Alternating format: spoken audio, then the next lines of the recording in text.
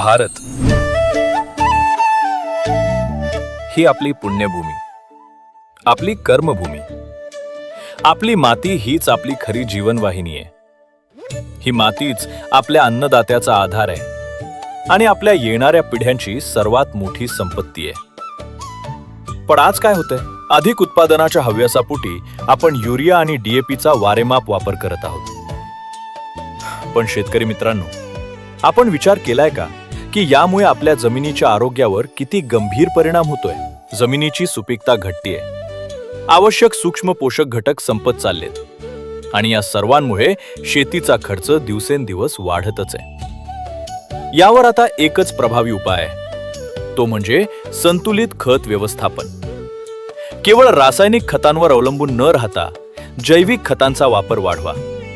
हिरवळीची खते आणि गांडूळ खताच्या वापरानं जमिनीचा कस पुन्हा जिवंत करा. पंतप्रधान महोदयांनी देशातील शेतकरी बंधू भगिनींना या धरणी मातेला वाचवण्याचं महत्त्वपूर्ण आवाहन केलंय. मेरे किसान भाई बहन, ये धरती माता को बचाना.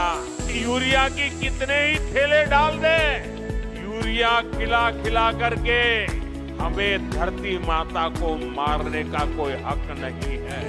युरियाचा अतिवापर जमीन आणि भविष्य दोन्ही उद्ध्वस्त करतोय. हे कायम बांधवांनो लक्षात ठेवा. माती परीक्षण आणि वैज्ञानिकांनी सुचवलेले खत नियोजन हेच शाश्वत शेतीचे खरे आधारस्तंभ आहेत. माती सुरक्षित तर भविष्य सुरक्षित. संतुलित खतांचा वापर करा आणि आपली जमीन येणाऱ्या पिढ्यांसाठी सुपीक ठेवा. अधिक माहितीसाठी नजीकच्या कृषी कार्यालयाशी संपर्क साधावा.